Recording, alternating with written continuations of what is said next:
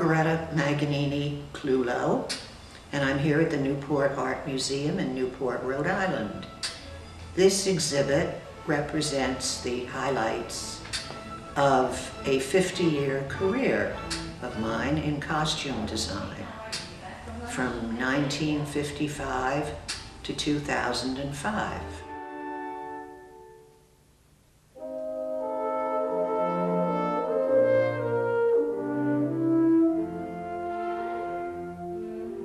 Well, I always did my own paper dolls as a child.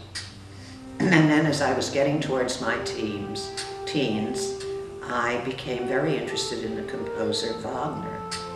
And a family friend suggested that I make paper dolls out of the leading characters in the Wagner operas, which was very exciting because they were all, you know, dragons and warriors and exciting things like that. So that's really how I got started, and I just went on into all the operas with paper dolls.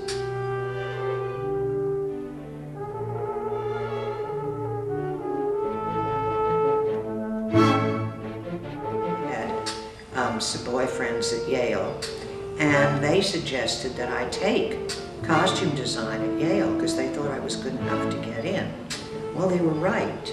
Apparently I was good enough to get in. So I started at the Yale Drama School and got my MFA eventually in costume design.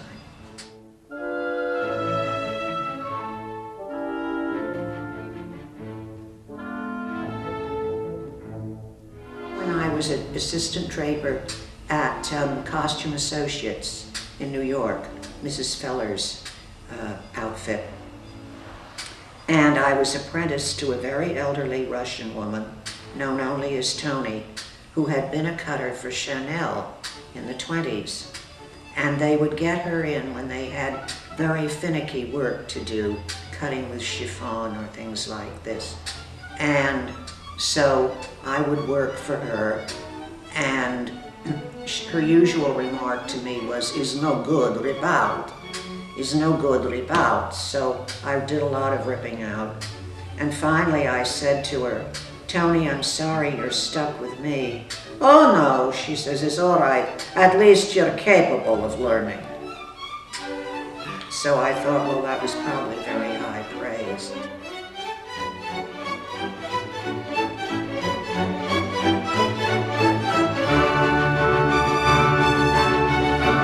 Of course, you have historical background. If it is, usually my work has been historical, and you either know it well enough or you have to research so that you get the historical framework from which you're starting, even if it is on just a musical or something.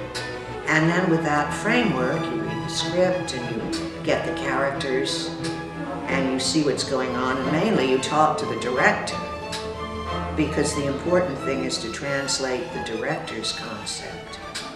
And you sketch, and you shop, and you cut, and you start working.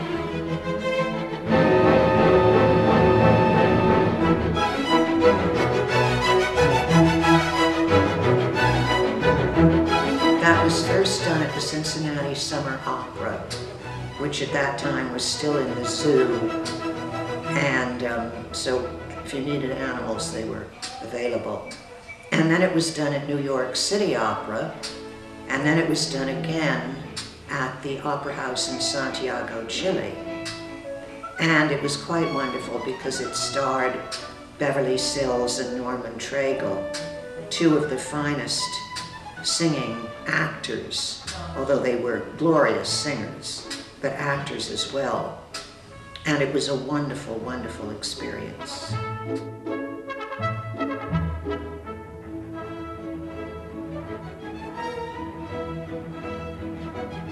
That was the project for my union exam. The union exam was a 9-hour stint in New York on a backless stool. But before that, they gave us a 4-week project, which was designed to design 10 characters in specific scenes from a play of their choosing. and then you brought that to the exam.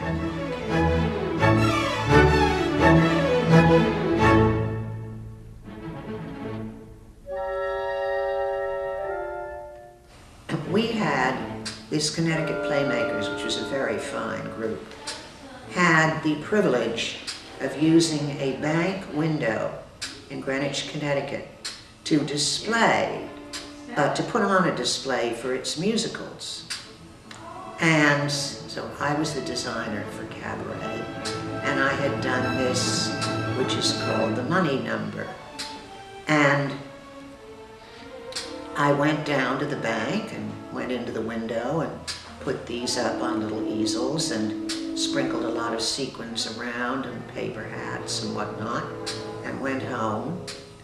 And within a couple of hours, I got a furious phone call from the bank saying, "Get down here right away and take these obscene things out of the window. Our customers are complaining bitterly that these are off color. Just get down here and get them out." Well, I was a little undone because I didn't think they were that bad. But I went down and I took them out of the window and cleaned the window out, and our privileges to use the window were withdrawn. So I've been banned in Greenwich.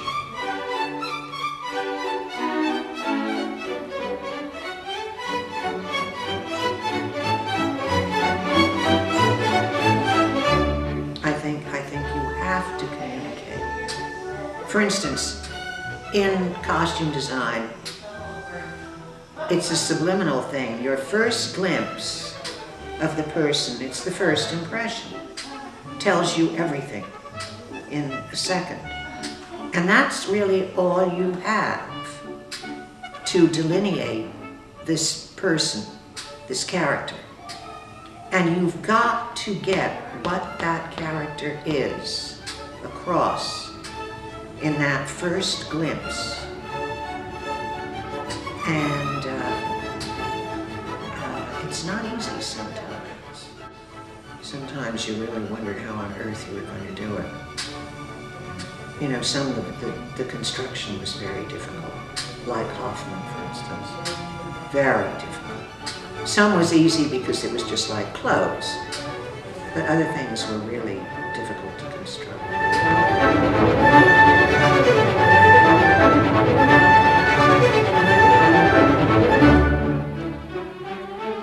A limited palette is when, say, you choose 4 colors, and the entire show is done within those 4 colors. They can be plain, they can be stripes, they can be dots, whatever is suitable, but it's just 4 colors. Many shows I've done because there were certain fabrics in great amount that I could get very cheaply. Like for the Turk in Italy, it was a table in Gimbel's basement full of Italian scarf prints in blacks and whites and so forth. And the whole show was done from that because it was very appropriate. And as it worked out, very economical.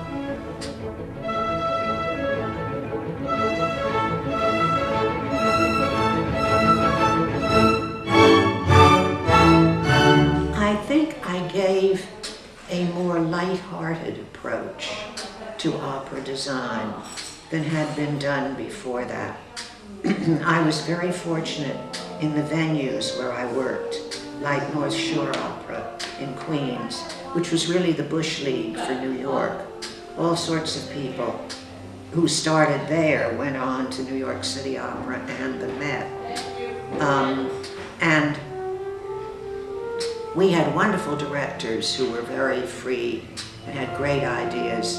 And it was a whole new departure. We did things that were bright and cheerful. And I think it made an impression, because you notice now that opera is very often done with a light touch. Not often enough, but still. My goal was to be a world-famous designer. I did not achieve that, But within not achieving that, I had a wonderful time, and I did have some marvelous achievements. The purpose of the show is to take people out of themselves for 2 or 3 hours. It's what all theater should be, or what going to a concert should be, or what going to an exhibit in a museum should be.